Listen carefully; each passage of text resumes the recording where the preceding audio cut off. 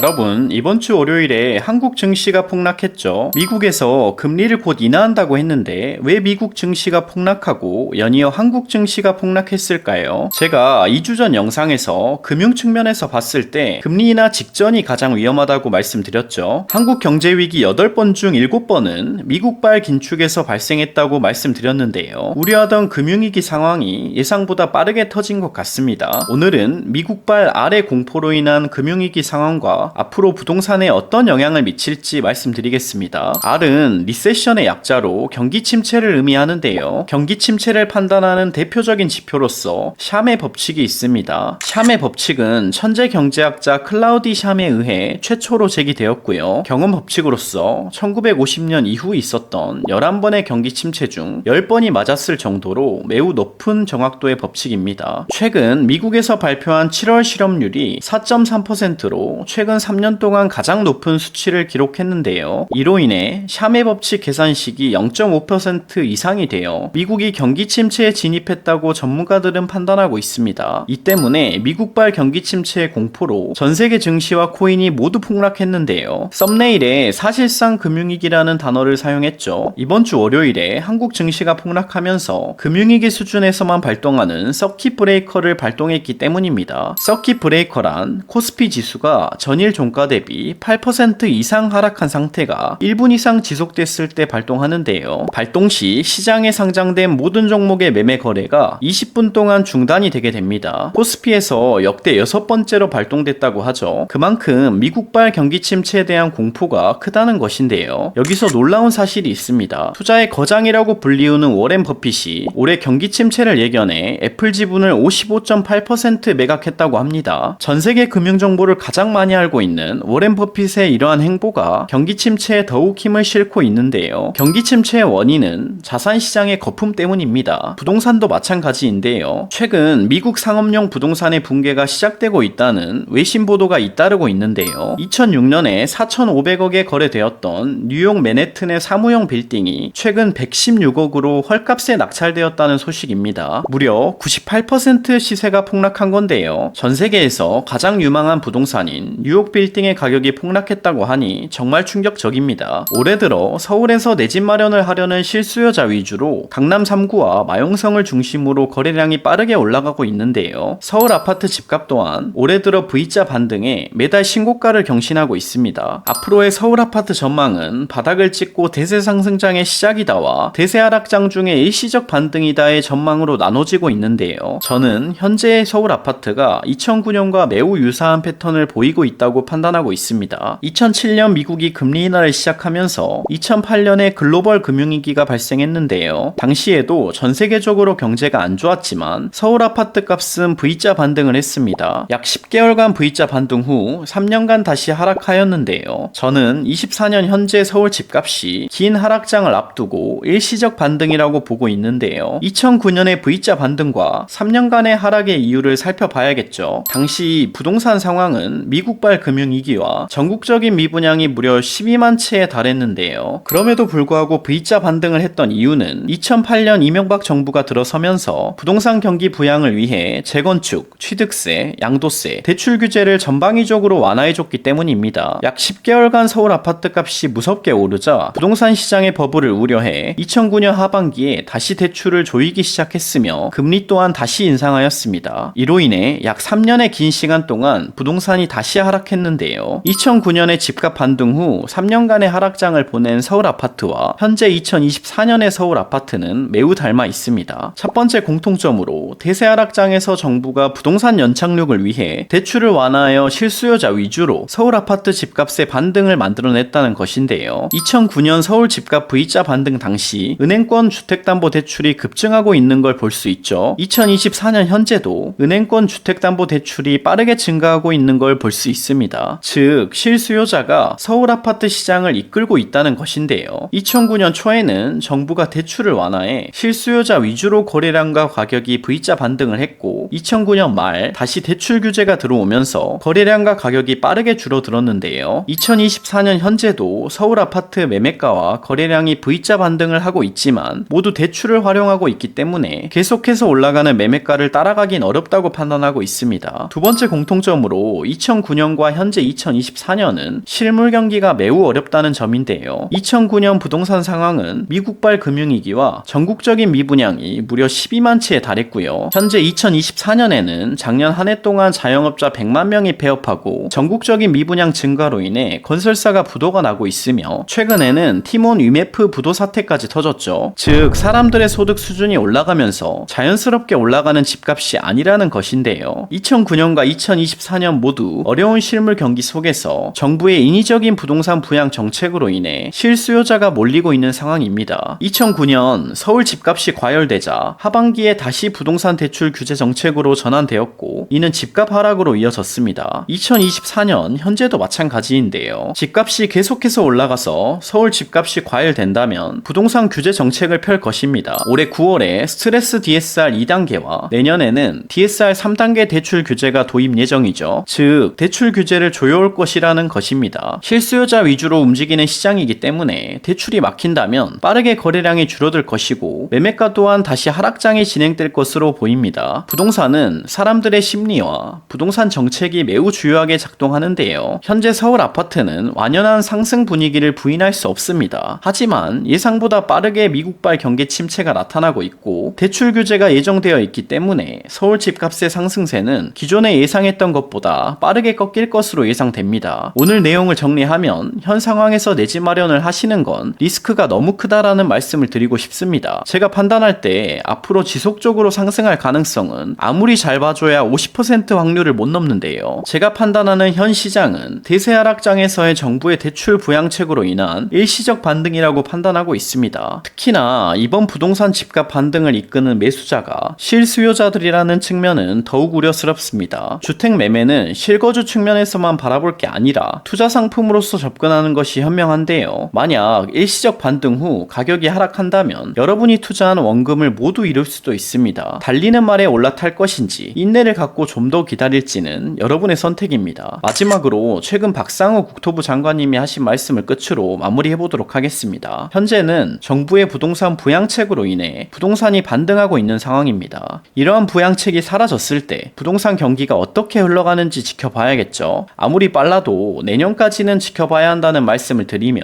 오늘 말씀드린 내용을 종합적으로 판단해 보시고 투자 시점을 잡으시면 좋을 것 같습니다. 오늘은 미국발 경기 침체 공포와 향후 서울 집값에 미칠 영향을 알아봤습니다. 금리 인하 직전이 금융위기가 발생할 확률이 가장 높다는 점과 현재 2024년 서울 집값은 2009년 서울 집값과 매우 유사하다는 말씀을 드렸습니다. 더불어 현재는 대세 부동산 하락장이 진행 중이며 일시적인 반등에 속으면 안 된다는 점을 말씀드렸습니다. 이제 여러분도 지금은 부동산을 투자하기에는 리스크가 너무 크다는 것을 완벽하게 이해하셨을 거예요. 뿐만 아니라 여러분도 부동산을 투자할 때 어떤 점을 중점으로 봐야 할지 아셨을 텐데요. 내 집 마련 또는 부동산 투자를 어떻게 해야 할지 고민하시는 분들은 이번 영상을 통해서 더욱 안정적으로 부동산 투자를 해 나가실 수 있기를 바랍니다. 지금까지 영상 봐주셔서 감사드리고요. 다음 편에도 부동산 전망에 대한 질문사항을 토대로 답변하는 영상으로 찾아뵙겠습니다. 앞으로도 김선비 부동산을 보고 싶으시다면 구독과 좋아요, 알림 설정 부탁드리겠습니다. 지금까지 김선비 부동산이었습니다. 감사합니다.